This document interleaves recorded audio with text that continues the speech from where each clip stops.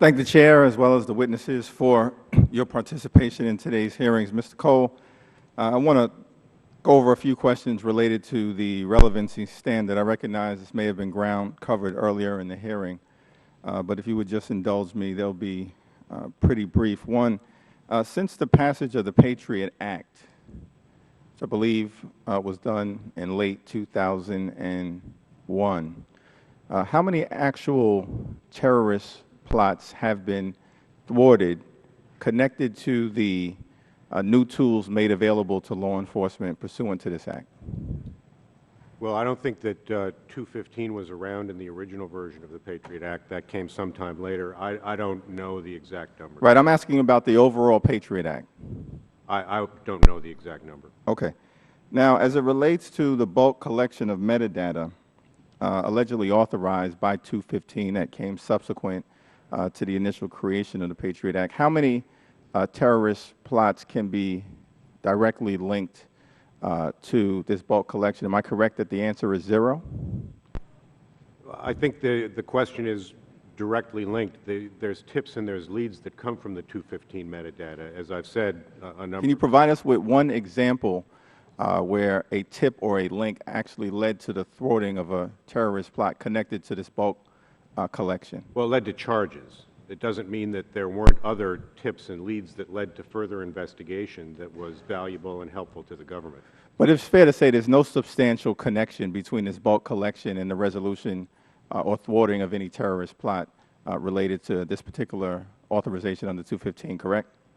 I think that may be correct, but I think that that's not always the only standard that's used. Right. Now, you've referenced that earlier in your testimony. I mean, can you give an example to the American people to justify this bulk collection outside of its alleged relevance, given that there's been no evidence, not a scintilla of evidence presented that it's been relevant to any terrorist investigation?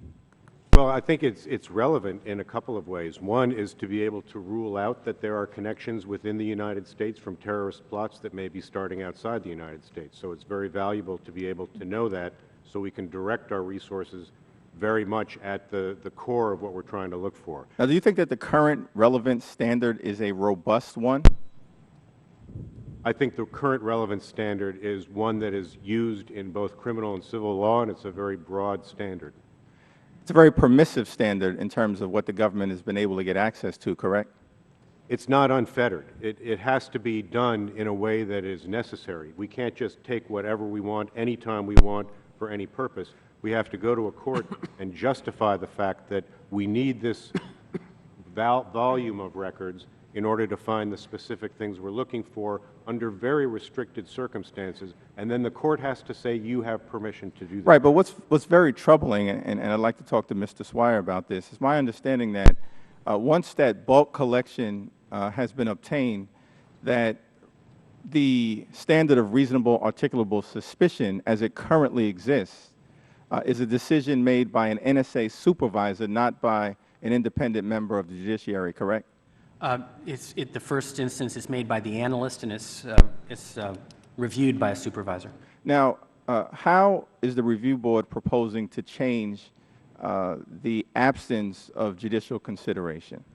We propose that it go to the, as was true in 2009 when there were some difficulties with compliance, we recommended that it go to the FISA court in individual instances for a judge to review.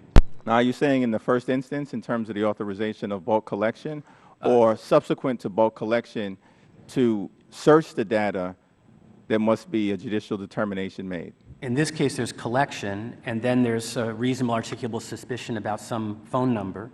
And at that point, you'd go to the judge and say, Judge, here's our RAS, and here's why we think we should look at it. Okay. Now, as it relates to collection, there's been discussion and debate about which entity would be most appropriate, putting aside the question as to whether it's even proper for this information to be collected. And I think the jury is still out on that, and the balance of facts suggests that it's not. But assuming that this information is collected, I guess the proposals have included the private sector, telephone companies, an independent third party yet to be identified. Has there been any consideration given to the judicial branch as a separate but co-equal branch of government, independent from the executive, creating the mechanism to retain this data given the fact that a judicial determination at some point is going to be made as to whether it should be searched? Yeah, I'm not aware of the judicial branch holding databases and running those except for their own court records. So that would be quite a different function than I think what we've seen previously. Okay, thank you. I yield back.